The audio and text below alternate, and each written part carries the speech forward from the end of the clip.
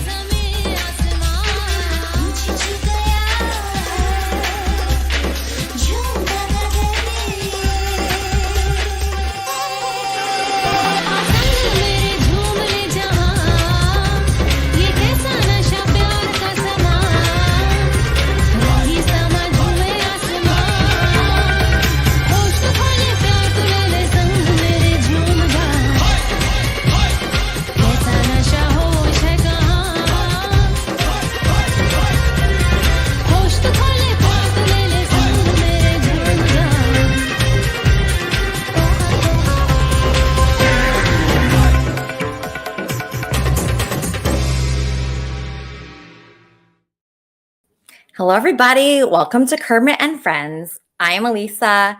This is Fozzie, and Kermit is watching from heaven. So excited about the show today. It has been quite a week for me. Wow.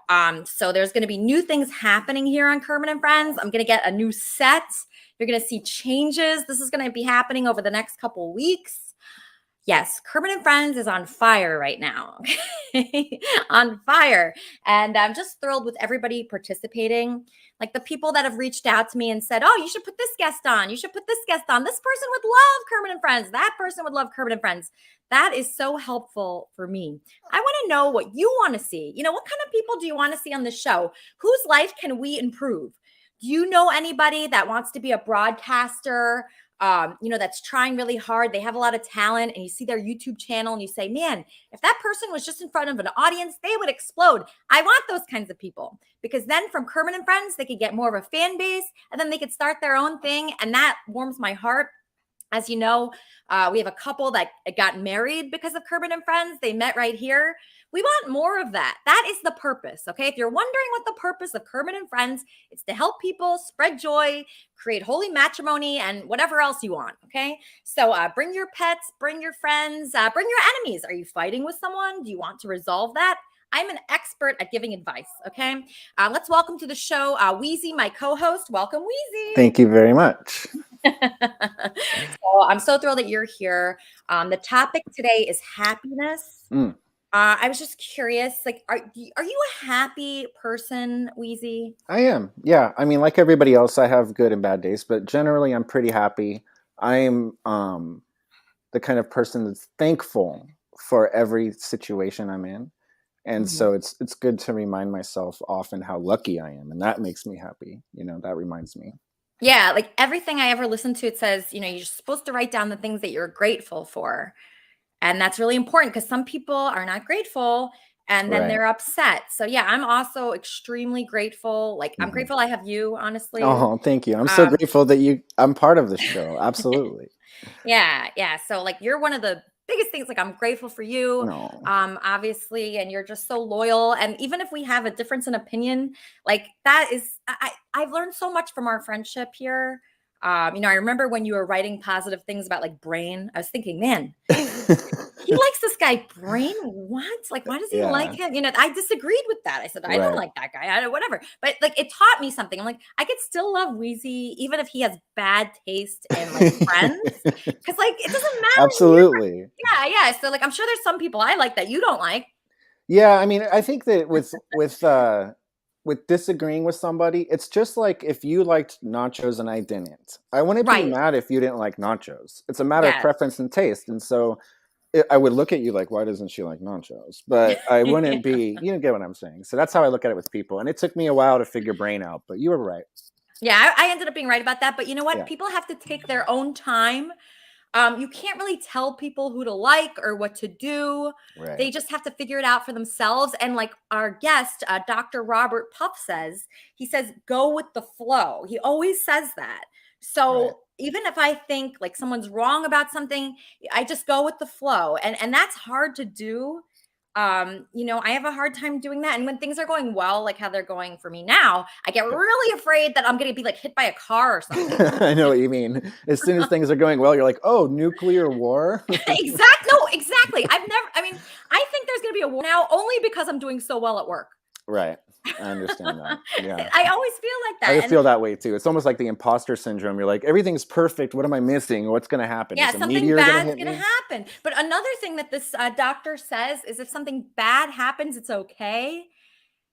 But to accept it, you mean? Just the acceptance of it all? Yeah, I want to ask him more about that because like that's weird, because I've had a lot of bad things happen. And when they happen, it feels like it's the end of the world. Yes, but then, if you fast forward like 10 years later, you understand why those things happen more. Right. And it's perspective too, because when you're in the middle of it, you're so lost and upset and your emotions are driving. Yeah. But then later when you can look at it without the emotions, you're like, wow, that actually put me in the place. And if without that bad thing happening, I wouldn't be here where I am today. Yeah, exactly. So for instance, like I had a company that I worked at, they closed down, right? And I was like, oh no, what am I going to do? I didn't know what to do. I was so like dark I was really, really dark. But since I was so dark, I was looking for light however I could find it. And that's what made me start Kermit and Friends. See? Yeah. Yeah. And look at all these great people. Right. And, so that came out of the darkness, Kermit and Friends. Yeah. And then by doing Kermit and Friends, I think it gave me like some more confidence to, get back into the workforce. And now I'm doing great, like better than ever. I'm so happy for you, Elisa, by the way, that you're you. doing so great. I mean, it's not easy, especially these times. So I'm really happy for you. Yeah, and that's something else that I'm curious about. Like, a lot of people are, tweeting very negative things right now about the, state of the world and that kind of thing. But I see some light in there. I really do. I see some light. It's making you look at yourself and be like, what am I doing in my life? Like, can I do better? This is the time. This feels like if it is the end of the world, we got to start killing it. Right. I agree with you 100%. It does give you that, like, what have I been missing? What can I do that I haven't been doing? Yeah. Is there something I should have said to someone like that? That's why I wrote you that post, by the way. I was like, if the world's ending, I really want Wheezy to know that he is loved. Well, I really appreciated that. And you guys have been so wonderful to me that it kind of goes to show what this community is all about. It's just like acceptance and really trying to lift each other up. And I know there's a lot of opposite of that, but that's my intent always, is just to try to get along with people. And even the grumpy people, you can put a smile on their face sometimes, Yes. So what I want everybody to get out of this show today is I want you to learn something, and I want you to be like your happiest self. That's what I want. I want people to really listen. And obviously, Wheezy will be doing the wrap-up show after this show that like describes what goes on here. People are going to be talking about it. People are going to be, hopefully dissecting what we go over on this show. Our guest is someone I've been a fan of for years. Such a big fan that I myself didn't ask him to be on the show. That's how you know I'm a big fan, because I was too scared, okay? I don't reach out to people like that because I'm too nervous. But, okay, so this is who this is. This is somebody that was introduced to me by Benji. Does everybody know who Benji is? Benji? Okay, so Benji, my ex, Howard Stern show writer, when we were together, we used to listen to one podcast, okay? One podcast, just one, that's it. And it was this guy, the guy that's on the show today, okay? He's an internationally recognized clinical psychologist based in Newport Beach, okay? He brings a holistic approach to marriage and couples counseling, which we definitely could have used because we're broken up now, individual therapy, family, teenager, and child counseling. For over 30 years, he's been successfully helping clients find greater peace and success in their lives and relationships by using a therapy that addresses spiritual, emotional, nutritional, and physical aspects of the individual. He also hosts the Happiness Podcast. Everybody write this down. It's a podcast focusing on ways for us all to find happiness. And it's been downloaded, listen to this, over 14 million times all around the world. Do you guys hear that? 14 million times. And you know what? I'm not surprised by that. I'm not surprised by that number. The reason why I'm not surprised by that number is because this podcast, I like to say Kermit and Friends is like this too, has helped people's lives and given them a purpose and joy. Okay, so if you can spread joy to people, that's how you get people to watch, listen, and want to be involved. Everybody, welcome to the show, Dr. Robert Puff. Hello. Hi, Doctor. How are you? Hello. I'm well, Elisa. How are you? I'm doing great. I'm so thrilled to have you on here. It is such a tremendous honor. Like I said, I'm a huge fan. I've been listening to you forever. 14 million downloads. That is so huge. Do you have fans reaching out to you just constantly asking how to be happy? I get a few once in a while. Yeah, they do. I was just curious about that because I know, you're online. It's got to be annoying. And why, what inspired you to do that? What inspired you to start this podcast? What inspired me my entire life, I felt there's a reason why we're here. And I kind of spent my life figuring out what that was. And then along the way, I came up with some answers. And I love helping people. And I think it's what we're here to do. I think we're here to learn for ourselves, to grow. And then when we learn things like you're doing, share it with other people, because a lot of people are struggling. A lot of people are having a hard time and they don't know what to do. So, yeah. So do you think everybody is capable of helping people? Does everybody have that power? Yes. I mean, it takes work. It takes effort. I think everyone can, be an artist. I think everyone can play the piano, but it just takes work and effort. So not everyone's going to do that. But if you're called to do that, and if you do that, you will get that reward. Because you can help people by just your neighbor. You can help people at your work that are having a hard time. You can help people that when you're at the grocery store. So many times I've been out and about, and I can tell someone's having a really hard time, and I'll just gently ask them. I say, "Are you okay? Is everything all right?" And then, out will come, "What's going on?" And if I hadn't asked them that, no one maybe would have. And we can do that all day long. Okay, so go up to someone that you think is having a hard time and offer yourself to that person. What about the people say you're at work. I'm not saying this is me. I'm not saying this is me. Say you're at work and there's someone that you think doesn't like you or has a bitter attitude. Should you try to help that person? Well, see them as here's a good way of putting it. See them as your teacher. If you're struggling with them, there's something going on inside of you that's causing you to struggle with them. Because every person, no matter who they are, we can actually learn to, maybe we don't want to hang out with them, but there's going to be some beauty in them. Say, what about their behavior is bothering me? And then what I say is there's a solution to every problem. Say, what could I do differently to make this better? Could I, greet them in the morning, ask them about their kids? Could I, sometimes just not have a longer conversation with them? There's always a solution, no matter who you're with, to make it better. And sometimes it is. I remember once working with a woman, and she was a school teacher, and her and I worked together. She had a principal that was incredibly challenging to work with. And we came up with every technique we could to make it go better. And finally, the solution was she went to a different school. She worked somewhere else. So sometimes that's the solution. But I think you always say there is a solution, kind of what you were talking about earlier.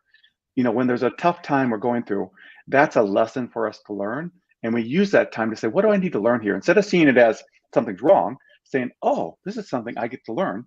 And this person that's causing me, this person is causing me suffering. So what can I learn from this? Why are they causing me suffering? Because they don't call everyone suffering. This is causing me suffering right now. Right. That this person is not upsetting everybody. It has something Right. to do with my own personal experience that I'm Yep. projecting onto this person.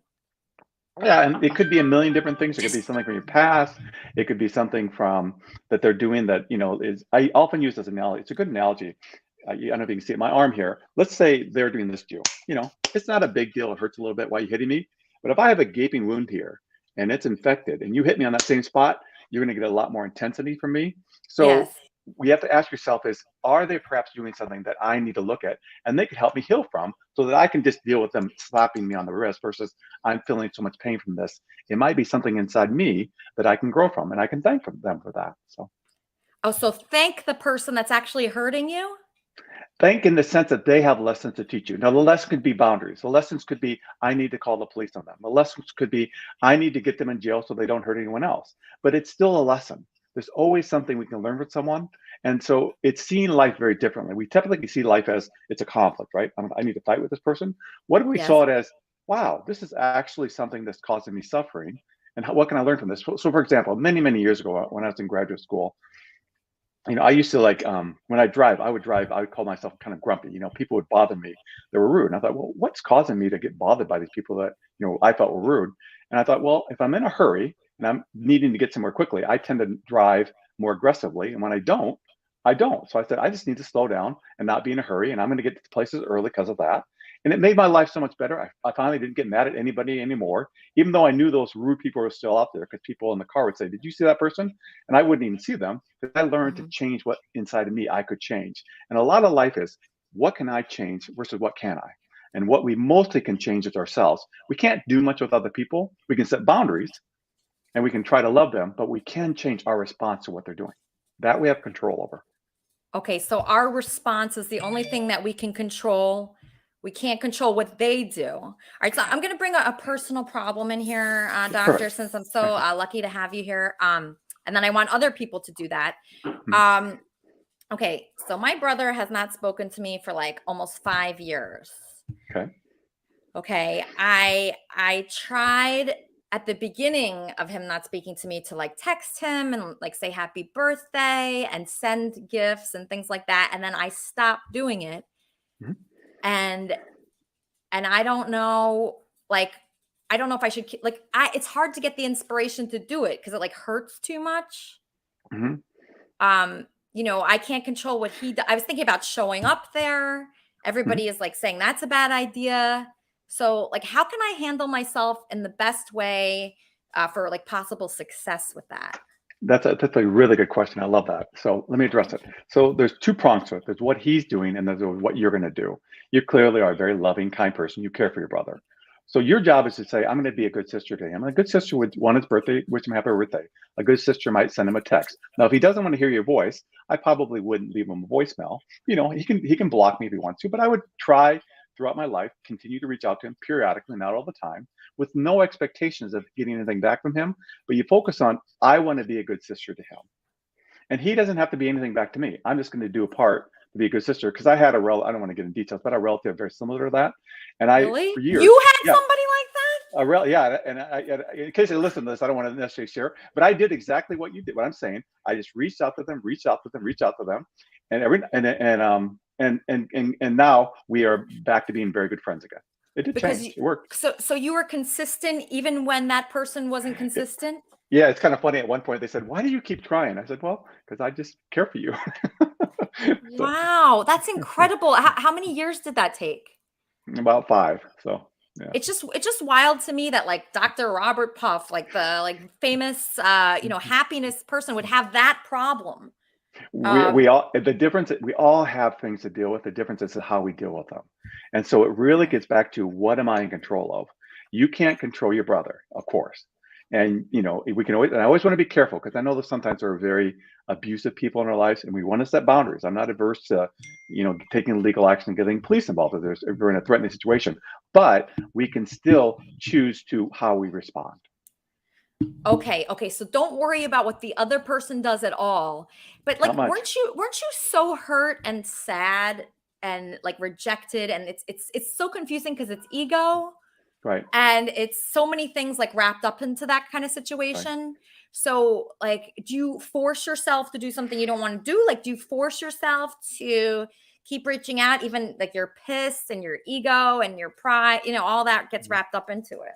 Right. Well, again, you're very insightful. It is all about the ego. So the less ego you have involved in things, the better it goes. So it's not about, what they're doing. It's about just doing what you believe in your philosophy, your belief is right, and you do that. And that's all we can control. So it is easier when you realize that, okay, this is going to be a hard one, and we may get some responses for this one.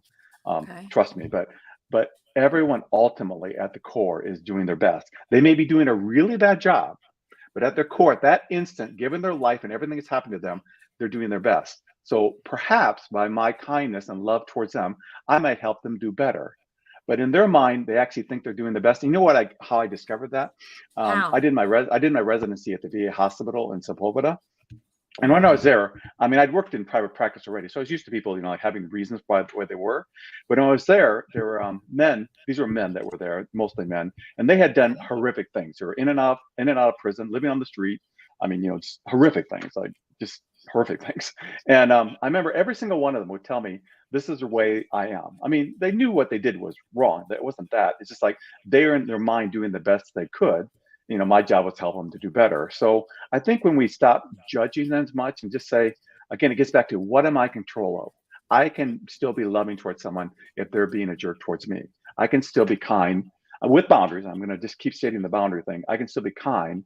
I mean, I don't want to call them up that they're going to scream at me. I would take them to the phone, but I might call them up the next week and say, "Hey, I love you." I might text them the next week, "Hey, I love you," and I may not hear back from them. But I would probably keep doing that because a brother is pretty important. Now someone who's an ex-boss you never get along with, you probably don't need to do that with, but someone that's important, I would encourage us to do our part and not worry too much about what they do. So, Okay.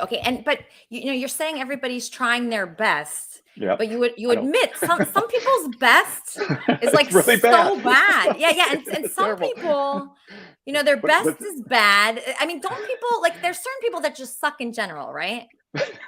they have a hard time. But again, what is their background? Okay, so if you and I right now, kind of went on the street and we found a homeless person, and Yeah. maybe they're living on fentanyl, we would find that probably their life has been very challenging. Agree? Yeah. And we had not gone through their journey, so we've not gone on the footsteps of another person's journey. So our job isn't to judge them. Our job is just to say, okay, if I really realize, given what's happened to them, they're doing the best right now. They could do a lot better. Mhm. And maybe me just being kind with them, maybe me not blasting them and calling them names and saying, "Hey, you blank to be blank person," might help Yeah. them to say, "Hey, this one person reached out to me with a little kindness, and now maybe I can reach out to some kindness towards myself." Because the truth of it is, people that do things that are, kind of, as you would say, rotten, they don't like themselves very much. Yes. Okay. So that person can't be happy, right? I always think that if someone is doing really horrible things Well, to others, how could they yeah. be happy inside? Yeah, they can't be correct. You are correct. Right. They can't. Right. Okay. So let's take some questions. I'd like to All pull up, let's see, Charmin. You're on with Dr. Robert Puff. Hi, I'm Charmin. so happy. Hi, how are you doing today? I'm well. Thank you for being here. Do you have any advice for trauma survivors when they get re-traumatized, especially if they're in a community of people and they don't necessarily want to leave? Yeah, then I think again, it's your job. Think about this. Think about if you were raised in an environment where the eating habits were really poor. This is an example, and so you're now struggling with your weight, and you want to get better, but people around you still are maybe struggling too. So what you would do is say, I need to just focus on what I need to do. So you need to keep healing those habits. Because the trauma has created habits inside of you to protect yourself. Because when we get traumatized, we need to protect our heart. So you're going to need to do things daily. Like a couple of things I really love. I love exercise because exercise allows you to kind of release that energy. Another thing I like is meditation because that allows you to kind of find peace in yourself. Another thing I like is just talking to someone, finding like a confidant or someone that you can every day begin to heal your heart. So when you're healing your heart, even though you're in a tough situation, you are keep doing what you're in control of, which is healing your heart. And what may happen as time goes forward, you may even find better tools of how to deal with other people as you keep getting better. So it's all about, it's a sense of selfishness, but it's a loving selfishness. Because of that trauma, you need to be really gentle and kind with yourself and work on healing your heart. Excellent. Perfect. Thank you very much. That's You're welcome very wonderful. much. That is so awesome. Okay, let's take another one. Christine Ledler. Yeah. Hi. Hi, Thank you. Christine. I'm happy to be here. Well, I don't know where to start. Hi, Elisa. Thank you very much. I appreciate you. Oh yeah, my pleasure. I wrote what I wanted to say to get through my nervousness, and well, I'll just introduce myself as a 20-year veteran who went to the VA for help with PTSD and and got refused to be helped and sent me in a fear state so far that it was a episode, but that's all over with because it was all fear based. And then doing this right now, I'm facing my fears, and I appreciate Elisa allowing me to do this to move forward. No problem. Awesome. Thank you. Very proud of you, Okay. by the way. So it's all about my beliefs. I hope it all starts with I, but it's really not about me. And it's hopefully it'll help other people too. Right. Okay. I have strong beliefs and they don't align with everybody's truth. I'm facing my fear right now to make this statement of my truth, and I'm hoping to do my best to get through it. I believe everybody is different and we should try to allow everybody to be different as God intended with no judgment. I believe we should try to learn from all the different perspectives. I believe in infinite realities, and there will be a time and a place when good-hearted truth seekers are not fearful or judgmental of each other. I believe Earth's time and God's time is very different. I believe I'm an imperfect human who is learning to be a better servant. Some believe in war and killing and protecting their riches. I believe in love and kindness and protecting the innocent. I believe the meek will inherit the earth. I believe my rewards are in heaven. I believe when the end comes, I will stand still and enjoy the moment. I don't believe in speaking negatively about or to other humans, but I'm not perfect. I like helping other humans, maybe sometimes too much. I like believing that I'm helping to build their courage. I believe in righteousness. I believe in giving and taking kind and correct corrections from each other. I believe in doing unto others as you would have done to yourself. I believe every struggle, trauma, and or conflict is a test to build our armor. I believe we are to teach the seemingly stubborn but very passionate children. I believe in everything in moderation. I believe the truth will set us free. I believe in angels. I believe I've met some. I believe our death dates are predetermined. I believe if you pay attention, you can see the patterns that will take you backwards in circles. I believe patience in speaking in full sentences is important. I believe if more of the full truth is told of what is really happening, we would have much more healthy and happy humans in this world. I believe humor is medicine when it's done with taste. I believe words matter and all human lives matter no matter what. I believe we are family on this precious planet. I believe we are characters in this play some call life.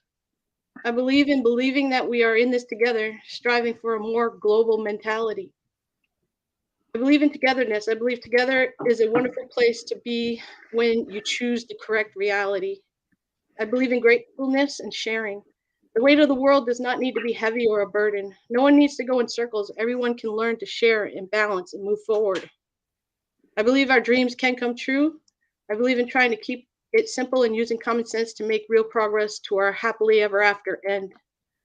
It's likely we could eliminate the puzzles when we have faith in the positive. Bringing positives together takes a bit more work, but I believe it's worth it. Long story short, there's only one golden rule. I believe we should try to come together and follow it. There's a formula to happiness using forgiveness, kindness, selflessness, patience, humility, and correct grammar. I believe everyone would enjoy having true peace on this earth and love throughout the world. It seems all humans that have tried to pass on this message to the masses have been killed. It's okay. I'm ready to die for it. I believe that would ignite more fires in the hearts of the majority who are the good people on this earth.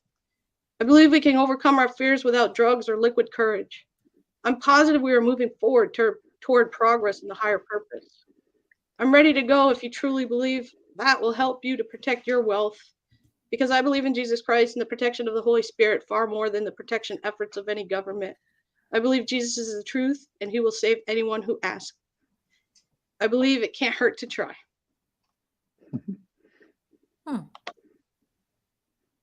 I just wrote that today.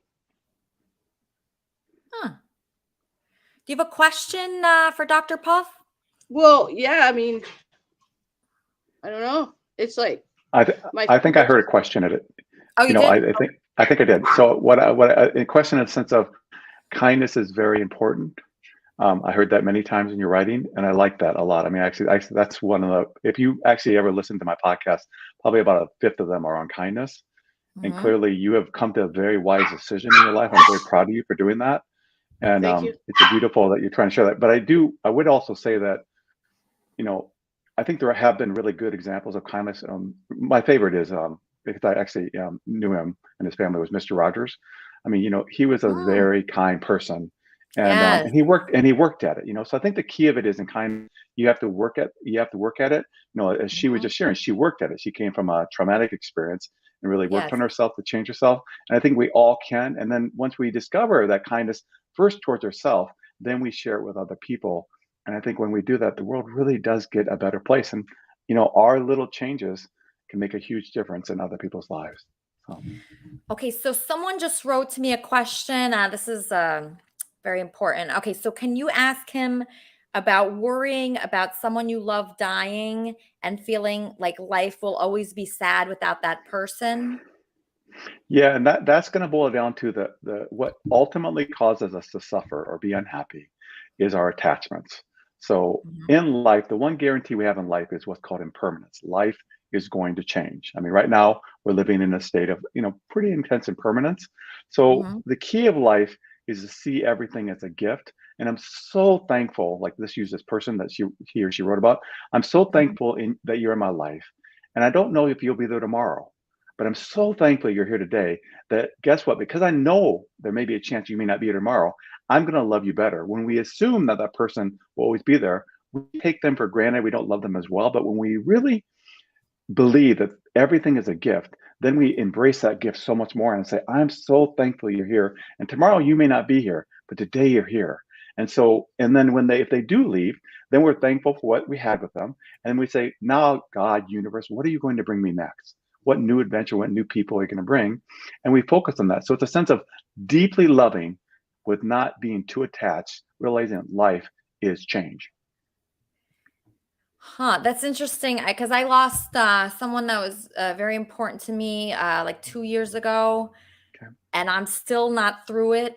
And I feel that way. Like I almost feel like my relationship with that. Well, as a dog, but I feel like my relationship.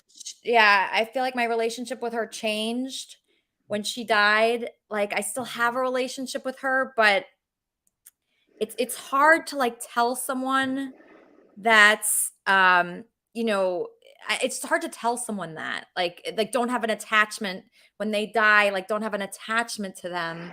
Like how do you work on that? Well, see, I think non-attachment seems as non-caring. Let me share my own story about my own dog. The hardest time I ever cried in my entire life, I had a dog named Einstein that used to come work with me. He came with me for 16 straight years. So he was with me 24/7 for 16 straight years. Okay. And then at one point it was, he ended up passing and I was there when he passed. Yeah. And when he passed, I cried harder than I had no idea I was going to cry that hard. It's hardest I've ever cried in my entire life. And yet it felt very good to cry. It felt very cathartic. So it's a sense of I'm so thankful to the 16 years I had with them, but I'm also okay because it's like now the new journey. So it's a sense of loving deeply. And anytime I feel him, anytime I need to let myself process and grieve, I will. But in the same sense, it is a sense of, and there's the whole world that I love, the other people that the universe brings to me too that I love too. So.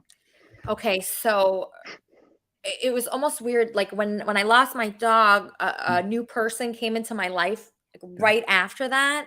And I was thinking, is this somebody that was sent to me to help me through this? Do you believe that at all? Do you believe, are you religious? I don't know if you're religious or anything. Yeah. I'm pretty, I believe, I believe in the divine plan of the universe. Yes. I mean, that's a whole other conversation, a whole different conversation, but so it's a sense of, again, I'm going to say something, I apologize. It may be a little controversial, but, if you just focus on doing your best, not worrying about what everyone else does, and just focus on how can I be the most loving, kind person I can be. I Yeah. think everything just ultimately, not maybe immediately, but ultimately things fall into place. So there's a term called, everyone knows the term optimist, and everyone knows the term, pessimist. But there's a thing called agathist, and an agathist is someone who, in the long run, believes things are going to work out for the good. So there is a sense of that when we trust and do our part really well, we just Yeah. focus on what can I do well. Right now, I need to grieve because my mother is dying of cancer. I need to grieve. But then when we do grieve, we say, okay, now, am I grieving right now? No. Now I'm going to go to have dinner with my daughter. Okay. And so we focus on that. So a lot of it is being present. And the present sometimes we need to grieve. Sometimes we need to, feel our feelings and remove ourselves from challenging situations. But when we're present with ourselves throughout the day, what we'll find is that presence without being too attached, we love more deeply then, because then I'm so thankful that I have this person in my life right now. Like right now, you and I are sharing, the world together. And this is a moment that we have. Tomorrow, it may not be here. So I'm thankful that I have this time with you and the guests listening to the show.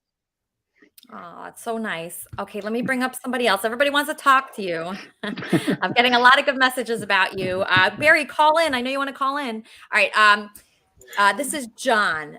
John, meet Dr. Puff. Hi, John. Hey, Dr. Puff. Well, first, I had a couple of things. Somebody watching out there named Supertramp was wondering if you're single, Dr. Puff. He says he thinks you're pretty cute. No, thank you.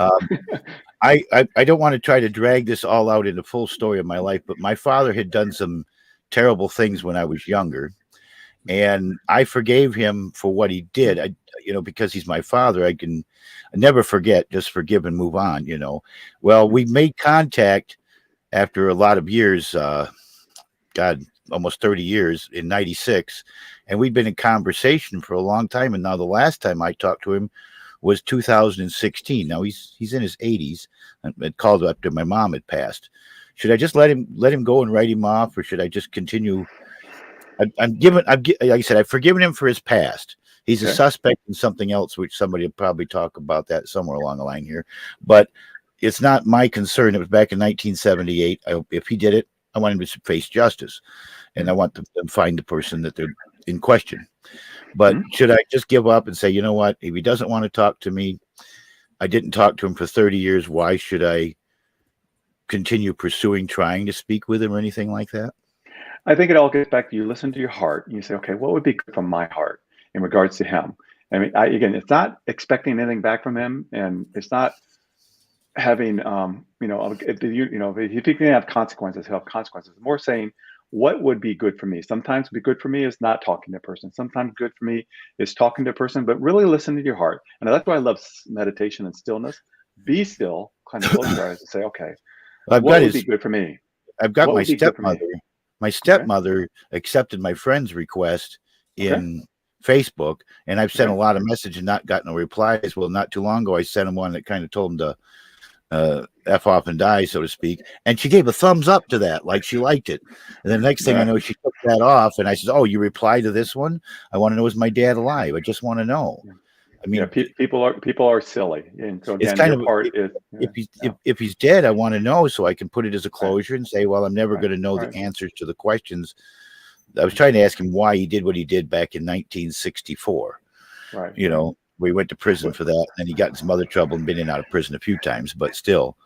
Again, if I can, though, I want to interject because I think, again, we have that sense of we want to. It's good to know. I don't have any problem knowing, but a lot of people I work with, their parents or the person who hurt them or whoever it is has died, and so that person, you can't talk to them anymore. You are not going to find, let's go to medium, but overall you're not going to talk to them, but you can still process what you're doing with them and heal and work on getting better regardless of what has happened to them. So John, so your part is, what can I do for my heart to be in a better place so that as I get my heart better, I can be loving and kind towards other people more? Yeah, well, I love him because he's my father. I hate the sin. I hate what he did. I moved on from that and lived with it and been stuck with the nightmare of what happened, because I was there when it happened, the first thing that happened. So I was the witness. I was only a couple years old, about 4 years old, almost 5, I guess. But still, just the whole ordeal of trying to, like I said, I found him, I searched him down. I wanted to see what my dad looked like, and be part of my dad's life. And we were part of her life from 96 until 2016. When I called last time I talked to him was after my mom died.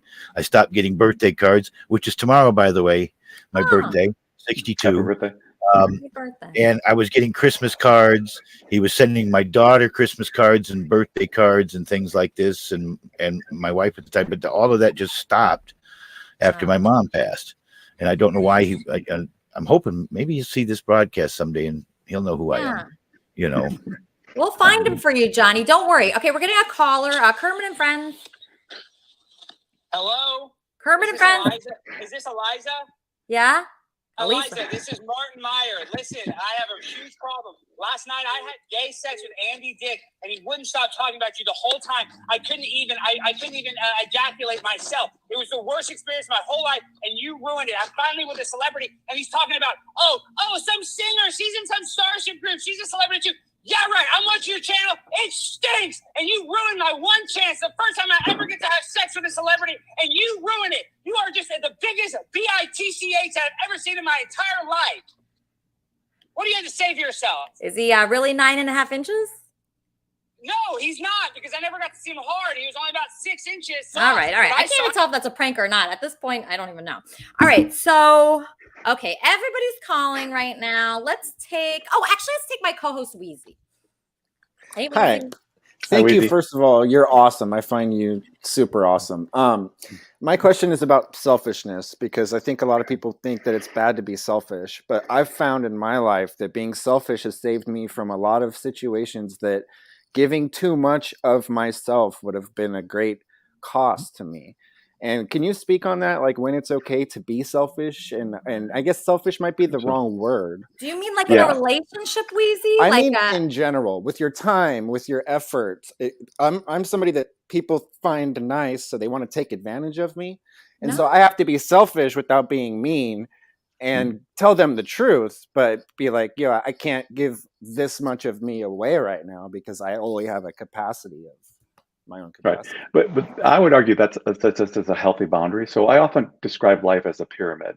I went to Egypt once and climbed the pyramids. They've been there for a long time, amazing, right? Yeah. So at the bottom of the pyramid is you and your relationship with yourself. Are you taking care of yourself? Are you having time to watch sunsets? Are you having time to, be still? The next pyramid would be your partner you're in a relationship with. And if you have kids, that'd be the third. And the fourth would be work and everything else. And so that's a very solid pyramid, because if you're well, then you can keep giving to other people. I've been able to help people for so long because I make sure that I'm okay. I'm taking care of myself.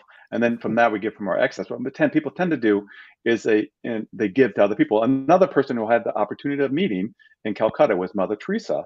And after she died, we got a hold of her journals, what she wrote, because she had asked them to throw them away, but she hadn't, who's going to throw away something from Mother Teresa, right? And what we discovered was she struggled with depression. And she's a beautiful soul. I mean, you can't talk anything bad about her, but I think she struggled because she was giving so much to others that she wasn't necessarily taking care of herself. So I think in the long run, I mean, mind you, she did wonderful, but in the long run, it is good to make sure we're taking care of our hearts. And that may seem selfish to other people, but in the long run, I think it's loving to be okay. And that way we can keep doing what we're doing for much longer too. Does that make sense? You read Mother Teresa's private journals. I didn't. They were made public after she passed. I didn't. In order for her to be canonized, they had to go around and interview everyone that knew her. When they discovered that she struggled with depression, and we did not know that until after she passed. So, yeah. Oh, okay. Wow, that's amazing. So, did you find out anything in those journals? Like, I mean, she wasn't really that great, right? I mean, if you read the journals. Well, no, she was a beautiful soul, but I think the thing is that this is a whole different topic. But she had what happens in the spiritual world. If I can talk spirituals for a second, in the spiritual world, sometimes you get what's called there's different terms for it. You get really cool experiences. Let me just use that word. So when you have these really cool experiences, they're like a drug high. Like, oh my goodness, that's so great. And so you have this great high, and you kind of want to recreate it. So that's why people that struggle with addictions, they're sacrifice everything for that because they want that high again. Sometimes we have what's called spiritual highs, and as a human being, we can't be attached to those either. So I've had some incredible quote spiritual highs in my life, but I don't remotely care. And they come, they go. You can get attached to that, And she struggled because once she started her mission, she stopped having those spiritual highs anymore, and she didn't know why. And that's what I felt caused her to suffer. Oh, because you can't really keep that up, like anything like that. I You feel do, like the reason why I appreciate it is because it's just not every day. right? Yeah, you enjoy it, but it's like enjoying a sunset. You don't need to keep having sunsets. It's like you don't. Yes. Again, it all gets back to that word attachment. Life isn't permanent. Don't be attached to anything, even the highs, but the lows too. The lows Nothing. come. You know, if you're right now you don't have a job, right now you're struggling, maybe right now you're homeless. I mean, that could end too. So the bad things can end too, or like when you were sad, you know, that too can end. So Well, I get afraid if things are going too well. I'm like, oh man, because I know, I know life. Life is like this. So if right, I'm up right. here, what's coming? That's what I get Well, afraid of. well, again, this gets back to when we're about 2 or 3 years old. What happens is we have really good things that happen, and we want that. I want to hang on to that. That's a detachment. That's a desire. And we have really bad things that happen. That's fear. So kind of between those two, that's where the roller coaster comes. I'm afraid of losing it, or I love this high. And the goal is just to say, I don't need those fears. I don't need those desires. I'm just going to flow with life and see life as a beautiful adventure. You know, and Just if as an you, since you're adventure. familiar, and as you know, in my podcast, I always end the same way. The goal is to ultimately learn Accept to what is, love be what and is. love with it. Yep, yep, yep. That's Yeah, I it. love Yep. what is. Yeah, okay. All right, I'm getting a caller. Kermit and Friends, how can I help you? Hi, Lisa. It's Barry Boss. How are you? Good, good. How are you? You're on with Dr. Robert Puff. Hi, Dr. Puff. How are you? I have a Hi, question Barry. for you. I recently read I heard, I should say, didn't read. I heard a quote by one of my favorite people, Elon Musk. Mm-hmm. And he had said in an interview with Dan Rather that he expected Tesla to fail. And Dan Rather asked him, well, if you expected the company to fail, then why do it? Mm-hmm. And why try?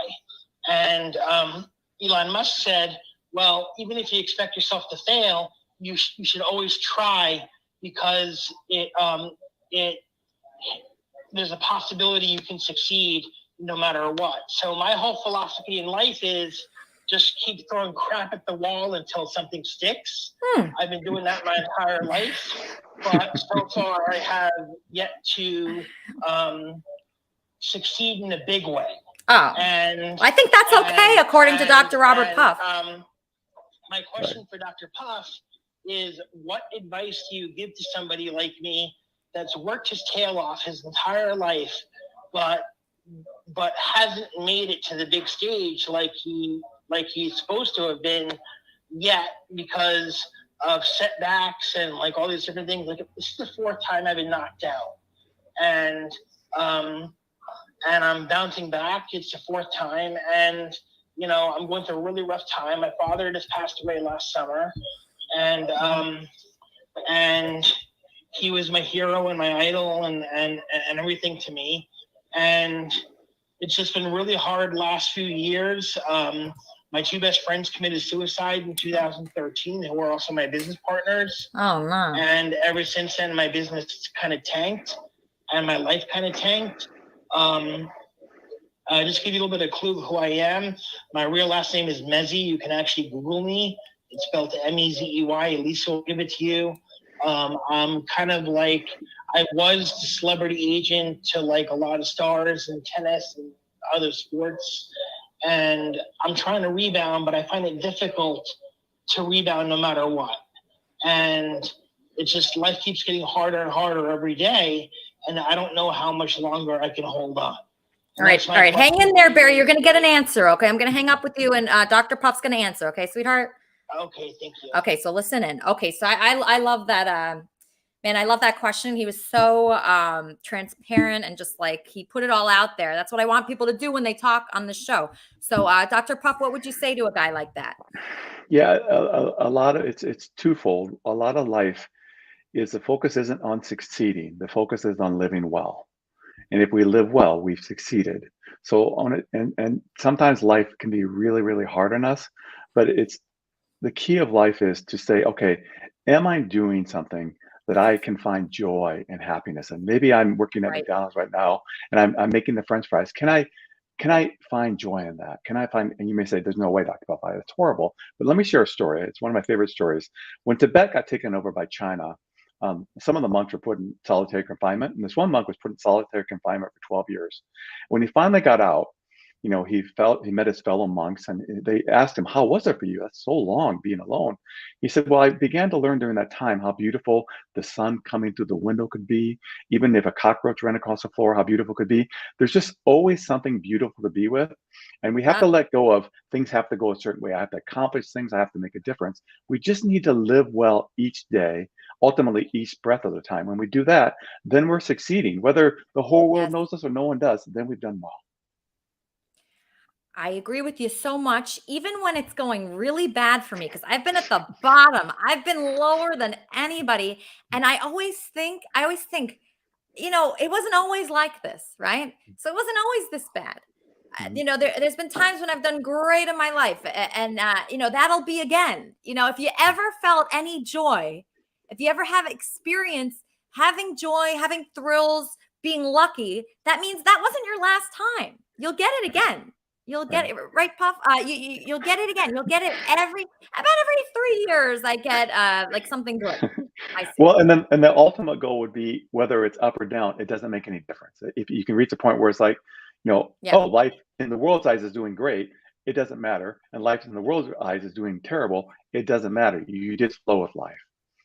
Okay, so the people that are complaining right now that they don't get Yeah. to talk to Dr. Robert Puff, just be patient. You ever hear of patience? Everybody, please, come on. It's ridiculous. Do not complain. Okay, just 1 second. Okay, Christine has another question for you. Christine, your question that you had, just unmute yourself. It was something about the government. Well, it originally was, how do I get over my fears of the government? But as I've been watching and listening, I just wanted to, I guess, put it out there, see if I could get some professional feedback on what's going on up here. I don't see life like up and down. It's like, well, okay, what would you say to some? Wait, your microphone is horrible. Christine, fix your microphone. It's really weird, right? Just fix your microphone. Sorry, doctor. She really had bad audio there. But she wrote to me something. How do I'm going to read you what she asked me. Any questions? Any suggestions to alleviate my fears of the government and doctors? So Christine is very afraid of doctors. Why are you afraid of doctors, Christine? Just unmute yourself. Well, when the VA doctor refused to help me with what I knew was going on, because I knew it was PTSD or it was triggers. It's non-truth that triggers me, and I was facing my fears, and I was trying to write a book about all my traumas, but I didn't realize what I was doing to myself because I was reliving my traumas. So it was like a one-time incident, but he misdiagnosed it as a mania, and he took my ADHD medications away from me, which made my life that much harder. I had to drop out of college. So it was like they were intentionally trying to ruin my life. There's a piece of my brain that still feels like they purposely did this because I'm a retired, paid disability. Okay, fix your audio. Okay, I'm going to tell you what I think she's trying to say.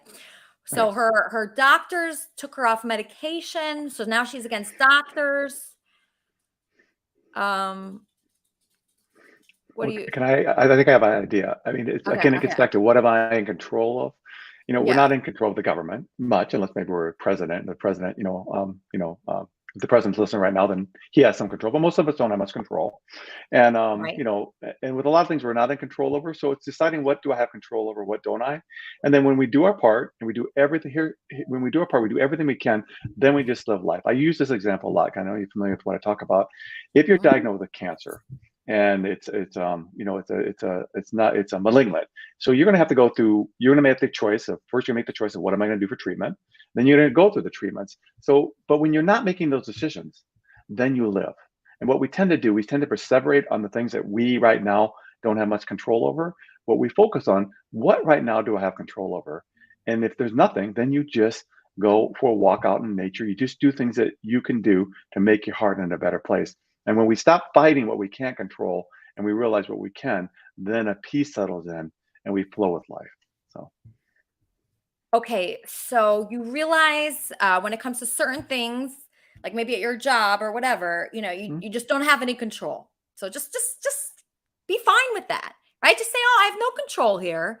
I'm going to do my best. The things that I do have control over, that's I could be happy with that. And once you do that, once you release, it's all about like kind of releasing the need to have control, right? What would you say? Mhm. About Yeah, that? it's a sense of flowing with life. So again, think about everyone heard the term being in the zone, with sports athletes. Yes. And when you're in the zone, it's about not thinking about winning, not thinking about losing. Remember I talked about earlier, fear and desire? It's letting those things go and just flowing with life. And then you do really well. We know that with professional athletes, when they're in the zone, they're just not thinking about winning or losing. So it's not about winning in life. It's not about losing in life. It's like right now, what could I do to make my heart in a better place that isn't going to hurt it. So like maybe coming home and, and taking a bunch of pills would make me feel short-term better, but in the long term it wouldn't. It's more like going for a walk, connecting with a friend, reading a good book, things that make my heart better right now, if that's the only thing I can do. Yeah, because feed yourself with positive things, right? So like, watch positive things, listen to positive things. I've heard you speak about this a lot. Make sure everything that you're eating is feeding you, be healthy all around. Okay. Right. So there's a lot of, entertainment out there that's very negative, and you would say to steer only towards like inspirational, like your podcast, for instance. I mean, would be perfect. If you just listen to your podcast all day, I feel like that could help 100% of people. Doctor, can you help me? Okay, so this is T Bob. T Bob, you're on with Dr. Puff. Do you have like a problem or a question for him? I have a question, actually. T Bob Puppet of the Fishing Network here. Doctor, how do you pray or forgive? I had parents that how can I say my dad was mentally, physically, and sexually abusive. My mom was a narcissistic sociopath. They're both burning in hell. So where do I start? Do I start worshiping Satan, or do I start burning down churches first, or is there another way? There's another way. I mean, I can share another story with you. There was a woman. She could give me permission to talk about this, and I'm very angry about it. Yeah, let me go ahead. I think you'll like this answer. So, there's a woman I knew many years ago. She had come from as abusive background as you could humanly have. I mean, you imagine things, and that happened to her. And what she did was she realized, working with me, that she had to one part ultimately forgive them. But then what she did is she actually got involved with reaching out to other women who had gone through what she'd gone through, the horrible abuse that she went through, and started helping them heal too. So I think it's a two-pronged. It is a sense of healing until you're completely healed, and that's when I often describe it as like watching a scary movie and you don't have any feelings about it anymore. That's the healing process. And the second thing is now use that thing that thing that they did to you and turn it into something good, because we can if you meet people. My job in life has been to find people that are doing exceptionally well. And what I find when people are doing really well, like exceptionally well, they've had very difficult childhoods often, and they turn that into something beautiful. As my old client did, she helped other women who had been through horrible abuse too. So the key of life is to heal and then to help others. So heal, but what if you are having a hard time healing? Can you still help people if you're still in pain? Well, I think I would say mostly healing, and then probably in that situation is be surrounding yourself with people that care for you. So you do want to probably mostly heal and later get more involved in helping others. I would agree with that. Okay, so work on yourself first. Yes. Like what you said with Wheezy. I feel like you work on yourself first, and then you will have, because you can't like pour from an empty cup, right? You cannot. No, has to be full. Yeah. Right. Yeah. So you have to have a full cup. I have a caller. Kind of scared. Kermit and Friends, how can I help you? Yeah, this is Chris, because my audio was bad on the. Oh, okay. stream. Okay. I wanted to ask what he would say to someone who hyper-focuses on one thing at a time. And I have all my life, and I've never really had to multitask very much, because 20 years in the military, you just kind of follow orders. So it's been a hard journey. Navigating, how do you help somebody to navigate both Earth reality and the spiritual reality at the same time? Huh. That doesn't make sense. I like, I don't see life as highs and lows. It's more a parallel thing where there's good things going on this earth and there's bad things going on this earth at the same time. Like, for example, when somebody dies, it's very sad in Earth's reality, but in God's reality, it's a happy occasion. Oh, I see what you're saying. Okay, just hold that thought. I'm just getting this other caller. Eric, yes? Kermit and Friends. Oh, hey, is this Elisa? Yes. Hey, Elisa, how you doing over there? Doing well. I'm on with Dr. Robert Puff, my favorite podcaster. Oh my God, Dr. Robert Chuck. Puff. Wow, that's phenomenal. It's really nice to meet you, Dr. Robert Chuck. My name is Eric Riggs, huge fan of Elisa. And how's the show going? It's going well. Do you have a question for him? Are you happy, Eric? Do you need help with that? Am I happy? Yeah. I do need help with my happiness. How can I become more happy? Well, you got to watch the show. You haven't been watching it all? Of course I've been watching it. Are you kidding me? All right. Okay, so Eric, just put your camera on. Okay, that was Eric. All right, so people are asking kind of confusing questions right now. Let's just take like one more from the Realty Bob. Realty Bob? Yeah, that's right. I'm here. Okay, your audio is really loud. Okay, do you have a question for Dr. Puff? Sorry about that. Yeah, I do got a question for you, Dr. Cup. Go ahead and tell me what you have been doing with Christine. All right. Some of these puppets are just out of their mind. Okay, so I would like to promote your everything, like everything that you've done. So you have 13 books. Which book out of all your books do you recommend like the people from here read first? Good question. You have a book for children, maybe? Yeah, I want to. I think it'd be. I mean, I would just look and just see if what one resonates with them. I mean, you have to pay for those, so the podcast is free. So that's just less expensive. So I would just go there. I'm not here to make any money. I just want to help people. So that's free. But and then I write a blog for Psychology Today, and there's a lot. I've been writing for them for years, so there's a ton of blogs, and that's like 3 books in total there. So, and if you like to read, that's a good way to go. So. Yeah. Okay, so do you have anything that you haven't done yet that you want to do? I was supposed to. Well, this is a side note, but I love art, and there's a lot of art museums I haven't been to yet. So I'm looking to travel back overseas soon. So. No, but I mean like career wise, because you're Right. you have your 13 books, you have your podcast. It's so huge, that podcast. Is there any would you want to ever have like a TV show or something like that? I just go with the flow. So whatever comes, I will address that. So.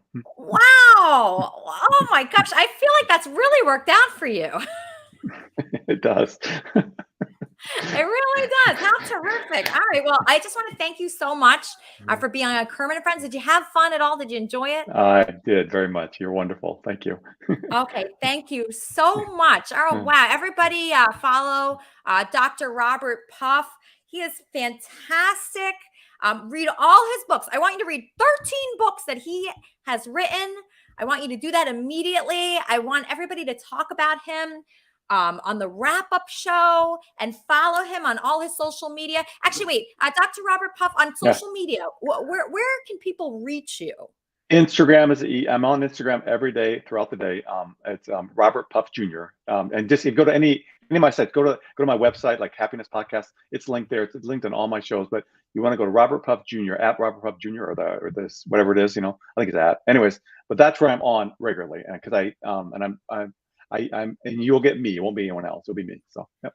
Okay, great. Okay. Awesome. Everybody do that. Don't bother him too much. Okay. Don't ask him multiple questions. Like, for instance, when people write to me, they write paragraphs and paragraphs. Don't do that to Dr. Robert Puff. Just write him a simple, 2 sentences. It's very annoying when you get like a lot of paragraphs. So just be as least annoying as possible. Say you're from Kermit and Friends and just add him on there. And hopefully, he just helps so many people. And that's what we try to do here. Everybody watch our musical guest. Enjoy Wappy Flanker.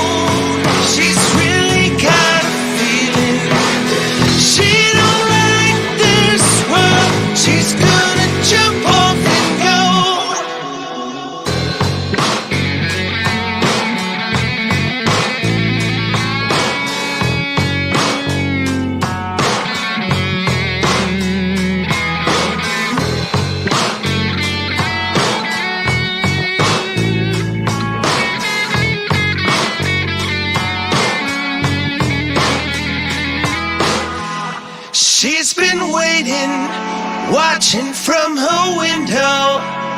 She sees the faces in the distance. She doesn't miss them. She's been watching the world go by, and she don't care why. So cold, she's really got a feeling. She don't like this world. She's gonna jump off and go.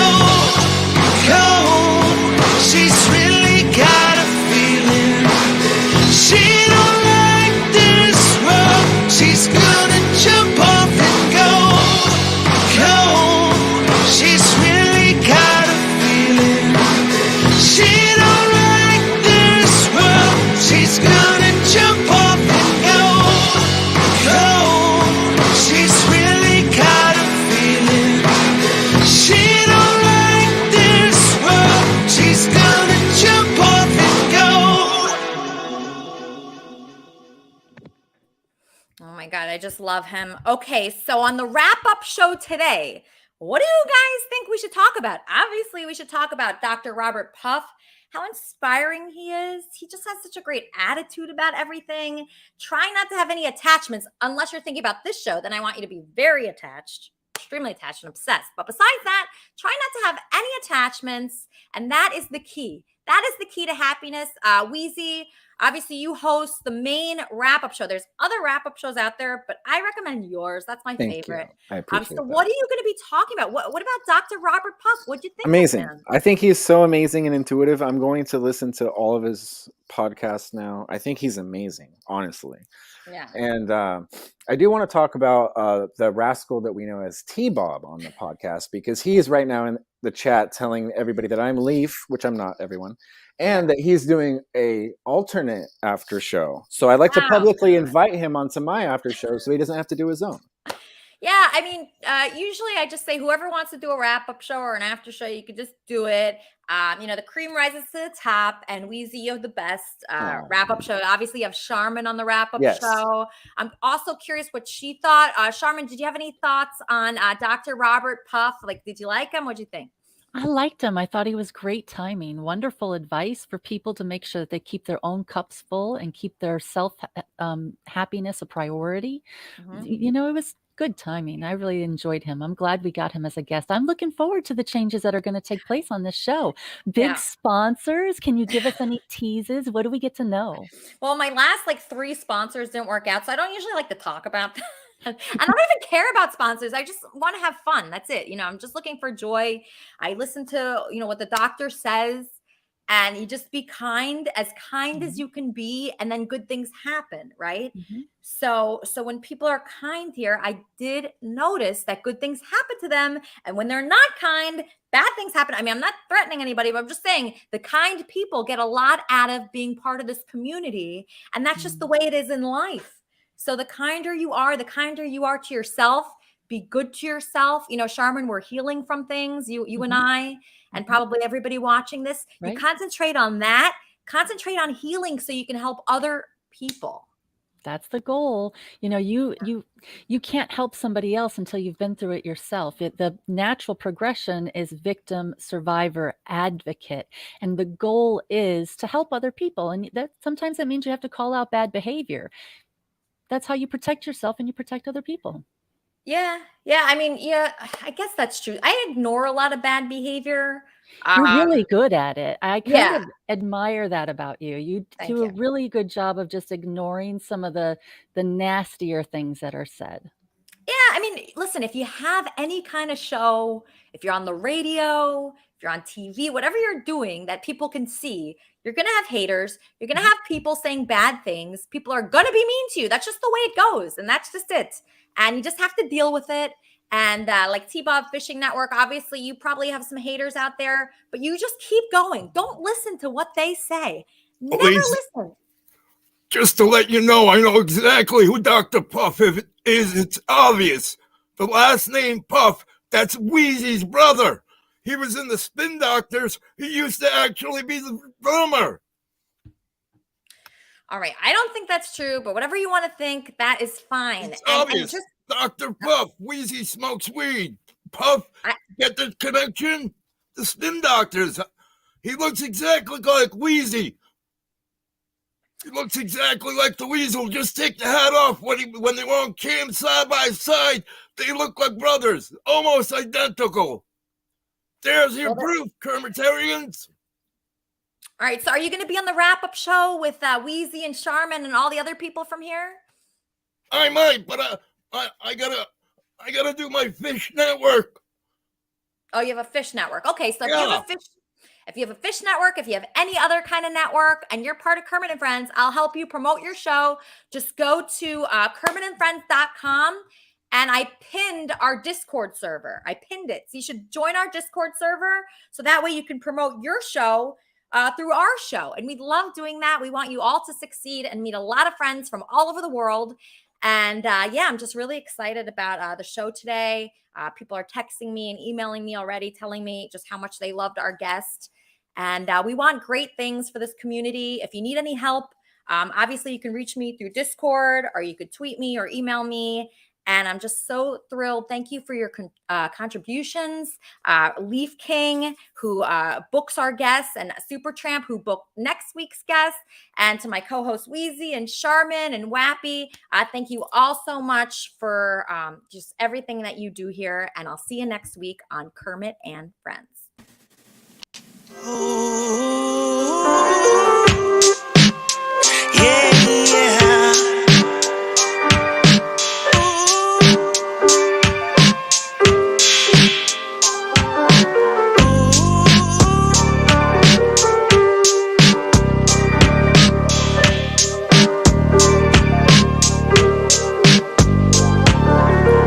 West Coast vibes, people chilling, getting high. Venice Beach on the streets, I'ma get mine. A couple $100 million, I'm a goddamn mind. We've been getting by, we got lit vibes. We've been searching for a better life. Palm tree, smoking palm tree. Summertime living lovely. Old sound on a new beat. Getting lit in the hills of my sound, yeah, it's lovely. I'm making money. Palm tree, smoking palm tree. Summertime living lovely. Old sound on a new beat. Getting lit in the hills of my sound, yeah, it's lovely. I'm making money. Yeah, yeah.